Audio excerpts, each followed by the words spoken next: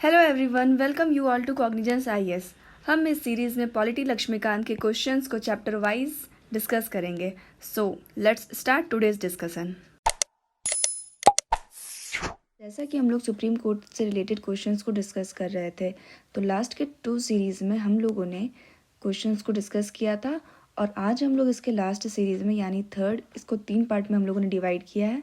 आज हम लोग इसके कुछ और क्वेश्चंस को समझेंगे और देखेंगे कि यूपीएससी से रिलेवेंट क्वेश्चंस कौन कौन से हैं। तो देखिए, जो भी इसके रिगार्डिंग कॉन्सेप्ट्स थे उन्हें हम लोगों ने क्वेश्चंस को देखते हुए समझा था। तो जो भी रिलेवेंट क्वेश्चन है, अगर कुछ हम लोगों को न्यू क्वेश्चन मिलेगा तो उसके कॉन्सेप्ट को समझेंगे। अदरवाइज आपको अगर किसी क्वेश्चन का कॉन्सेप्ट समझना है तो आप प्रीवियस वीडियो को जा करके देख सकते हैं। तो डिस्कशन स्टार्ट करते हैं। देखिए, आज हम लोग क्वेश्चन नंबर 26 से स्टार्ट करेंगे क्योंकि लास्ट 25 तक के क्वेश्चंस को हम लोगों ने लास्ट 2 सीरीज में डिस्कस कर लिया है। तो आज हमारा पहला क्वेश्चन हो जाएगा question number 26। Which of the following has jurisdiction to decide a dispute between central government and the state government. तो देखिए, ये क्वेश्चंस बार बार रिपीट हो रहे हैं कि जो जुरिडिक्शन होता है सेंट्रल और गवर्नमेंट एंड स्टेट गवर्नमेंट के बीच में, उसका जुरिडिक्शन कौन करती है। फर्स्ट ऑप्शन है हमारा इंटर स्टेट काउंसिल, सेकेंड हमारा High Court under article 226 of the Constitution of India, third है हमारा Supreme court under article 143 of the Constitution of India and D हमारा Supreme court under article 131 of the Constitution of India. तो देखिए, जिन लोगों ने last के 2 series को देखा होगा, आप इजीली इस क्वेश्चन को सॉल्व कर सकते हैं क्योंकि हम लोगों ने बार बार डिस्कस किया है। यहाँ पे आर्टिकल 131 आती है। कभी भी अगर सेंटर और स्टेट के बीच में कोई भी डिस्प्यूट होता है, जिसे हम लोग फेडरल डिस्प्यूट कहते हैं, फेडरल डिस्प्यूट कहीं भी होता है तो वहाँ पे सुप्रीम कोर्ट के पास पावर होता है आर्टिकल 131 के तहत कि वहाँ पे उनका ओरिजिनल और एक्सक्लूसिव जुरिडिक्शन होता है। तो यहाँ हमारा करेक्ट ऑप्शन हो जाएगा ऑप्शन डी। क्वेश्चन नंबर 27 देखते हैं। The supreme court is a court of record. जो सुप्रीम कोर्ट है वो एक कोर्ट ऑफ रिकॉर्ड है। कोर्ट ऑफ रिकॉर्ड का मतलब भी मैंने पहले समझा दिया है। क्या होता है ये कि वहाँ पे जो भी जुरिडिक्शन हुआ, जो भी लॉ के अकॉर्डिंग जुरिडिक्शन होता है, उनका वहाँ पे रिकॉर्ड रखा जाता है ताकि कोई फर्दर जुरिडिक्शन के मामले में उनका यूज़ किया जा सके। एंड इसका रीज़न क्या दिया हुआ है, it deliver judgment in open court. ये अपने जजमेंट को ओपन कोर्ट में देती है, यानी कि वो सबके समक्ष देती है। मीन्स इसका जो भी जजमेंट होता है आप उसको आसानी से अवेल कर सकते हैं कि कौन से केस में किस तरह का जजमेंट आया है। तो यहाँ पे ये ओपन कोर्ट के तरह से काम करता है। तो ये तो आपका करेक्ट हो जाएगा क्योंकि हम लोगों ने देखा है कि बहुत सारे केसेस का जजमेंट हम लोगों को मालूम पड़ जाता है। एंड ये जो है सुप्रीम कोर्ट एक कोर्ट ऑफ रिकॉर्ड की तरह काम भी करती है। लेकिन यहाँ पे जजमेंट ऑफ द कोर्ट और कोर्ट ऑफ रिकॉर्ड का कोई ऐसा आपस में रिलेशन बन नहीं रहा है। तो यहाँ हमारा ऑप्शन बी करेक्ट हो जाएगा। Both A and R individual true but reason is not the correct explanation of assertion. Question number 28 देखते हैं। Which one of the following statement is correct. इसमें से कौन सा स्टेटमेंट हमारा करेक्ट है। तो देखिए, हम लोगों ने ओरिजिनल जुरिडिक्शन के बारे में बार बार पढ़ा है या एडवाइस जुरिडिक्शन के बारे में बार बार देखा है। फर्स्ट हमारे यहाँ पे ऑप्शन है the original jurisdiction of the supreme court is unlimited. जो ओरिजिनल जुरिडिक्शन है सुप्रीम कोर्ट का वो अनलिमिटेड है, मीन्स वो कहीं भी किसी भी लॉ को कर्टेल कर सकता है। एंड बी है हमारा dispute between one state and another can only be dealt with by the supreme court. तो कोई भी अगर डिस्प्यूट होता है स्टेट के बीच में, 2 स्टेट के बीच में या मोर देन 2 स्टेट्स के बीच में, वो केवल और केवल कहाँ डील किया जाएगा, सुप्रीम कोर्ट में। एंड सी है हमारा the supreme Court must admit appeal from any judgement और order made by any court. Means Bharat में कहीं भी कोई भी कोर्ट होगा, वहाँ से कोई भी अपील अगर आता है तो सुप्रीम कोर्ट उसमें जजमेंट देने के लिए बाध्य है। यहाँ पे मस्ट कहा गया है। एंड डी है हमारा all courts including the supreme court are bound by the supreme court's decision. जितने भी कोर्ट होंगे भारत में वो सारे के सारे इंक्लूडिंग सुप्रीम कोर्ट, वो सुप्रीम कोर्ट के डिसीजन से बाउंड रहेंगे। देखिए, हम लोगों ने इस स्टेटमेंट को भी पढ़ा कि जो भी सुप्रीम कोर्ट का डिसीजन होता है सुप्रीम कोर्ट के अलावा भारत के सभी कोर्ट्स के लिए बाउंड होता है। तो यहाँ तो डी तो आप आराम से एलिमिनेट कर सकते हैं, पहले ही हम लोगों ने देखा था। और जो ओरिजिनल जुरिडिक्शन है उसका भी कुछ स्पेसिफिक एरिया है। तो यहाँ ओरिजिनल आर्टिकल 131 में जिसके बारे में डील किया गया है, देखिए अगर हम लोग शॉर्ट में इसको देखें तो हमें समझ में आएगा। जो आर्टिकल 131 है ओरिजिनल जुरिडिक्शन, इसमें सुप्रीम कोर्ट के पास 3 सब्जेक्ट्स दिए हुए हैं। फर्स्ट हमारा between the government of India and one और मोर स्टेट। मीन्स अगर गवर्नमेंट ऑफ इंडिया और एक से अधिक स्टेट के बीच में कोई डिस्प्यूट होता है तो एंड बी हमारा between the government of India and any state और स्टेट्स ऑन वन साइड और more other state in other side, and third हमारा बिटवीन टू और मोर स्टेट।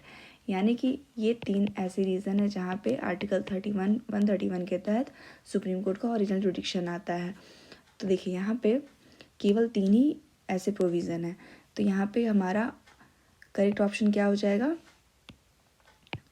देखिए यहाँ पे हमारा correct dispute between state and other state only dealt by with the supreme Court, and तो हमारे यहाँ करेक्ट ऑप्शन बी हो जाएगा।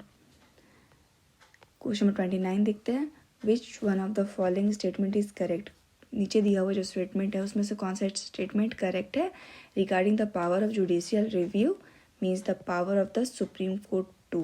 मीन्स जुडिशियल रिव्यू का मतलब क्या होता है? जो सुप्रीम कोर्ट को पावर दिया गया है। तो जुडिशियल रिव्यू के एग्जैक्ट मीनिंग अगर आप समझेंगे तो हम लोगों ने देखा है जुडिशियल रिव्यू सुप्रीम कोर्ट के पास होती है किस मामले में? एग्जीक्यूटिव एंड एडमिनिस्ट्रेटिव के मामले में, कि अगर कोई भी जो लॉ है वो बनाया जाता है कॉन्स्टिट्यूशन को ध्यान में रखते हुए अगर नहीं बनाया जाता है तो उस लॉ को सुप्रीम कोर्ट नल वॉइड ठहरा सकती है। और जुडिशियल रिव्यू के बारे में आर्टिकल 13 में भी कहा गया है। तो यहाँ पे फर्स्ट हमारा statement, set aside any executive decision if it exist it is against statutory law. देखिए यहाँ पे कॉन्स्टिट्यूशनल लॉ होता है ना कि स्टैट्यूटरी लॉ, तो इसको तो आप एलिमिनेट कर सकते हैं। एंड बी हमारा सेट असाइड एनी प्रोविजन और law if it is contrary to the fundamental rights. इसको भी हम लोग देख लेंगे, ऐसा कोई भी प्रोविज़न या लॉ जो कि फंडामेंटल राइट का कॉन्ट्ररी हो। सी हमारा examine constitutional validity of any administrative action as well as legislative provision and strike it down if not found in accordings with the constitutional provision. मतलब कोई भी constitutional validity को देखती है supreme court की, अगर कोई भी ऐसा लॉ बना है जो कि कॉन्स्टिट्यूशनल के अकॉर्डिंग नहीं है उसको एग्जामिन करेगी, और अगर वो कॉन्स्टिट्यूशन के अकॉर्डिंग नहीं होगा तो उसको क्या करेगी? स्ट्राइक डाउन कर देगी, मतलब उसको नल एंड वाइड ठहरा देगी। डी है हमारा रिव्यू ऑन डिसीजन और decisions of any court or tribunal within the territory of India. वो अपने डिसीजन को या भारत में किसी भी कोर्ट के डिसीजन को रिव्यू कर सकती है। तो यहाँ अगर आप अचानक से देखते हैं तो आपको लगेगा कि option B, C and D तीनों आपको यहाँ पे करेक्ट लगेंगे, लेकिन जुडिशियल रिव्यू का एग्जैक्ट मीनिंग आखिर होता क्या है? वहाँ पे कॉन्स्टिट्यूशनल वैलिडिटी की बात की जाती है, कॉन्स्टिट्यूशनल प्रोविजन की बात की जाती है। तो यहाँ हमारा करेक्ट ऑप्शन क्या हो जाएगा? Option C. जुडिशियल रिव्यू का एग्जैक्ट मीनिंग यही होता है कि वो कॉन्स्टिट्यूशनल वैलिडिटी को देखे कि कोई भी लॉ जो बना है वो कॉन्स्टिट्यूशन के अकॉर्डिंग है या नहीं है। देखते हैं next question number 30। What is the correct chronological sequence of the following advisory opinions given by the Supreme Court under Article 143 of the Constitution of India। तो जो भी एडवाइस आर्टिकल 143 के तहत सुप्रीम कोर्ट के द्वारा दिए गए हैं उनका क्रोनोलॉजिकल ऑर्डर हमें सजाना है। फर्स्ट है दिल्ली लॉज एक्ट, सेकंड है बेरोबारी यूनियन, थर्ड है हमारा सी कस्टम एक्ट, फोर्थ है हमारा स्पेशल कोर्ट्स बिल।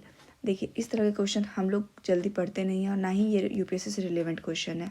तो ये नॉर्मली आपसे बहुत ज़्यादा ही फैक्ट बेस्ड क्वेश्चन है। यहाँ पे अगर कुछ पूछा भी जाएगा तो बेरूबारी आ जाएगा, केशवानंद भारती केस हो जाएगा, जो फेमस केसेस है उनके बारे में पूछा जाएगा। तो बेरूबारी केस कब आया था? 1960 में, ये हम सबको पता है, लेकिन इन तीनों केस के बारे में हम लोग जल्दी देखते नहीं हैं। तो ऐसा क्वेश्चन यूपीएससी नहीं करेगी, तो इसके लिए आपको परेशान होने की कोई ज़रूरत नहीं है। बस यहाँ पर हम लोग देख लेते हैं दिल्ली लॉज एक्ट कब आया था? 1951 में। बेरूबारी केस आया था 1960 में। देन आपका सी कस्टम्स एक्ट आया था 1963 में। लास्टली हमारा जो स्पेशल कोर्ट्स बिल आया था वो आया था आपका 1978 में। तो हमारा करेक्ट क्रोनोलॉजिकल ऑर्डर के अकॉर्डिंग जगह 1, 2, 3 एंड देन 4, तो ऑप्शन ए आपका करेक्ट हो जाएगा। क्वेश्चन नंबर 31 देखते हैं। The jurisdiction of supreme court of India may be enlarged by. जो जुरिडिक्शन है सुप्रीम कोर्ट का उसको इनलार्ज किस प्रकार से किया जाता है, उसको किस प्रकार से बढ़ाया जाता है? तो यहाँ पे हम लोगों ने पहले भी क्वेश्चन में देखा है, इसको किस प्रकार बढ़ाया जाता है? पार्लियामेंट के द्वारा। पार्लियामेंट के पास पावर है कि वो सुप्रीम कोर्ट के पावर को इनलार्ज कर सकती है। तो हमारे यहाँ क्या स्टेटमेंट करेक्ट हो जाएगा? Parliament by law, option A correct हो जाएगा।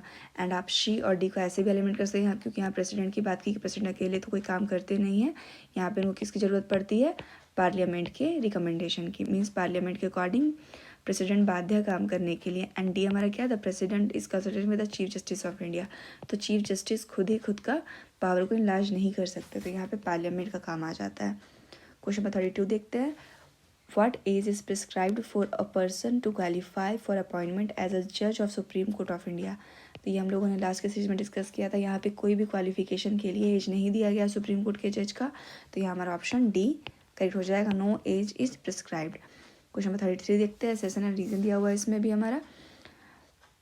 तो देखिए इस तरह के क्वेश्चन यूपीएससी अब नहीं पूछ रही है, लेकिन इस तरह के क्वेश्चन आपको यूपीपीसीएस में या कोई स्टेट पीसीएस में मिल जाएंगे। तो फर्स्ट हमारा statement, the supreme court of India is bound by its own judgment. Supreme court of India जो है अपने जजमेंट से बाध्य है। तो हम लोग इसको डिस्कस करते आ रहे हैं कि सुप्रीम कोर्ट ऑफ इंडिया अपने जजमेंट के लिए बाध्य नहीं है, बल्कि जो सुप्रीम कोर्ट का जजमेंट होगा उसके लिए देश की बाकी सारी कोर्ट्स बाध्य होती हैं। तो यहाँ पे स्टेटमेंट 1 करेक्ट हो जाएगा। एंड क्यों बाध्य नहीं है? क्योंकि सुप्रीम कोर्ट अपने ही जजमेंट से बाध्य हो जाएगी तो इसको दोबारा से रिव्यू करके इसको स्ट्रक डाउन नहीं कर सकती। मान लीजिए कोई गलत जजमेंट आ जाता है, उसको स्ट्रक डाउन करने के लिए सुप्रीम कोर्ट नहीं कर सकती अगर वो जजमेंट से बाउंड हो जाती है तो। एंड रीज़न हमारा क्या है? अगर आप देखेंगे असर्शन इनकरेक्ट करके तो यहाँ असर्शन फॉल्स केवल आपका स्टेटमेंट डी में है, means A is false but R is true. तो यहाँ हमारा करेक्ट ऑप्शन तो डी हो ही जाएगा। बट रीज़न देखते, रीज़न क्या दिया हुआ है यहाँ, the highest court binds all the subordinate courts by its own judgment. तो यहाँ पे जो हाईएस्ट कोर्ट है वो बाकी सारे कोर्ट्स को, सब ऑर्डिनेट कोर्ट को अपने जजमेंट से बाउंड करती है। क्वेश्चन नंबर 34 देखते हैं, judicial review in Indian constitution is based on. India का जो जुडिशियल रिव्यू है किसके अकॉर्डिंग है, किस पे बेस्ड है? तो यहाँ हमारा फर्स्ट स्टेटमेंट है procedure established by law, B हमारा due process of law, D है हमारा सी हमारा rule of law, and D है हमारा प्रेसिडेंट्स एंड कन्वेंशन। तो प्रेसिडेंट्स एंड कन्वेंशन पे इंडिया का बहुत ही कम लॉ आया है, तो यहाँ पे डी को तो आप एलिमिनेट कर सकते हैं।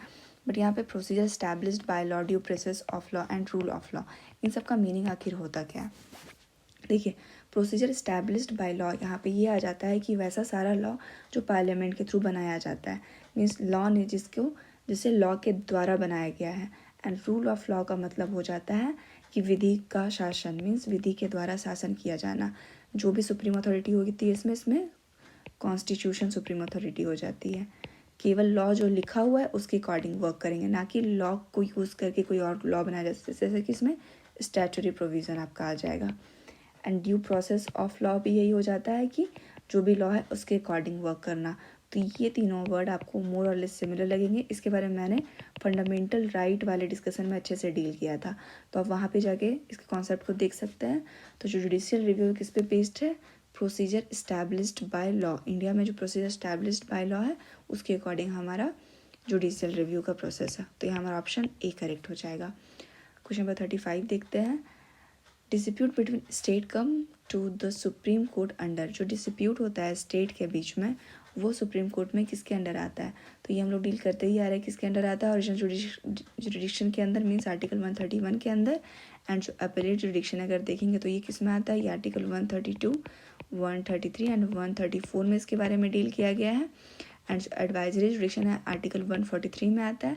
एंड जो रिट जुडिक्शन है इसके बारे में भी जो सुप्रीम कोर्ट है एंड हाई कोर्ट, इन दोनों को प्राप्त है। रिजुडिक्शन सुप्रीम कोर्ट का आर्टिकल 32 के तहत एंड हाई कोर्ट का आर्टिकल 226 के तहत। क्वेश्चन नंबर 36 देखते हैं, स्टेटमेंट देखना है, इसमें हमें करेक्ट ऑप्शन चूज करना है। फर्स्ट स्टेटमेंट है हमारा, supreme court's power to issue writs is narrower than that of the high court. जो सुप्रीम कोर्ट का जो रिट इशू करने का पावर है वो हाई कोर्ट से कम है। एंड जो हमारा सेकेंड ऑप्शन है स्टेटमेंट है, a citizen is free to approach high court और supreme court as he chooses whenever his fundamental rights are violated. तो जो सिटीज़न है उसको अगर लगता है कि उसका फंडामेंटल राइट वायलेट हो रहा है तो वो हाई कोर्ट में भी अप्रोच कर सकता है या तो फिर वो सुप्रीम कोर्ट में अप्रोच कर सकता है। स्टेटमेंट 2 ये है। एंड थर्ड स्टेटमेंट में, the law declared by the supreme court is binding on all courts through out the India. जो लॉ बनाया गया है सुप्रीम कोर्ट के द्वारा वो भारत में सभी के सभी कोर्ट्स में बाइंडिंग होता है। तो यहाँ हमारा ऑप्शन डी भी करेक्ट है। एंड अगर आप ऑप्शन 1 को देखेंगे तो यहाँ पे कोई भी सिटीजन फंडामेंटल राइट्स अगर उनका कर्टेल होता है तो वो हाई कोर्ट में भी जा सकते हैं, सुप्रीम कोर्ट में जा सकते हैं, लेकिन उन्हें पहले चाहिए कि वो हाई कोर्ट में जाए। बट अगर वो सुप्रीम कोर्ट में डायरेक्टली चले जाते हैं तो उनसे रीज़न मांगा जाएगा कि आपने आखिर सुप्रीम कोर्ट में अपील क्यों नहीं किया, बट वो दोनों कोर्ट में जाते हैं। तो यहाँ ऑप्शन बी भी हमारा करेक्ट है। तो 2 और 3 हमारा करेक्ट होता है, या तो हमारा ऑप्शन सी करेक्ट होगा या डी करेक्ट होगा। फर्स्ट को अगर आप देखेंगे तो जो रिट जुडिक्शन है सुप्रीम कोर्ट का, यहाँ पे वो हाई कोर्ट से कम है, क्यों हाई कोर्ट से कम है?